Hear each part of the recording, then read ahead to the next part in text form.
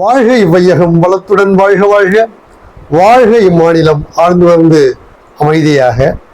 அன்பர்களே, ஜூன் 13 இன்றைக்கு தத்துவஞானி வேதாத்ரி மாமுனி அவர்கள் தன்னுடைய வாழ்க்கை மலரில் கால வேகம் என்பது குறித்து பேசுகிறார். ஒரு பழைய பாடல் உங்களுக்கெல்லாம் நினைவு இருக்கும். வந்த நாள் முதல் இந்த நாள் வரை வானம் மாறவில்லை, வான் மதியும் விண்ணும் கடலும் மண்ணும் மலரும் நதியும் மாறவில்லை, மனிதன் மாறிவிட்டான், அவன் மதத்தில் ஏறிவிட்டான் என்று ஒரு பாடல். அதுபோல கால வேகத்தை பாருங்கள். ஒரு காலத்தில் மனிதன் குகையில் வாழ்ந்திருந்தான் என்பது நமக்கு இன்றைக்கு நினைத்தால் அது வியப்பாக இருக்கிறது அல்லவா?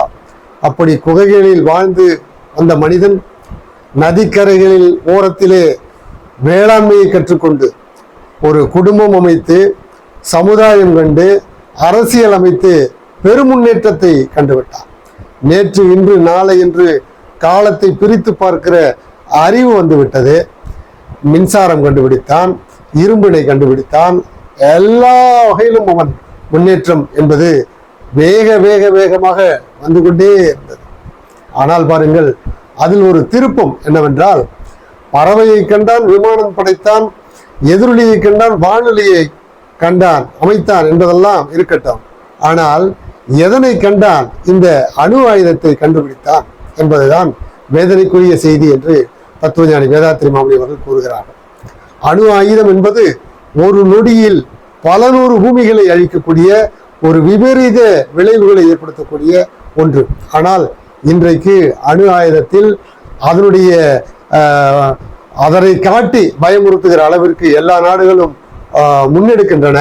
அது உலகையே அழித்து விடுகிற, எவ்வளவு வேகமாக முன்னேறி வந்தோமோ அந்த வேகத்தில் கண்ட அத்துணை முன்னேற்றங்களையும் வாய்ப்பு வசதிகளையும் ஒரு நொடியில் அழித்து விடுகிற ஒரு கொடும் செயல்தான் அணு ஆயுத கிடங்குகள் என்பதை உணர்ந்து அதனை தடுப்பதற்கு எல்லா விதத்திலும் பெருமுயற்சி எடுக்க வேண்டும் என்று தத்துவஞானி வேதாத்ரி மாமுனி அவர்கள் கூறுகிற அந்த கருத்தை உங்களிடத்தில் எடுத்து சொல்லி இன்றைய சிந்தனையை நிறைவு செய்கிறேன். வாழ்க வளமுடன். மகிழ்ச்சி.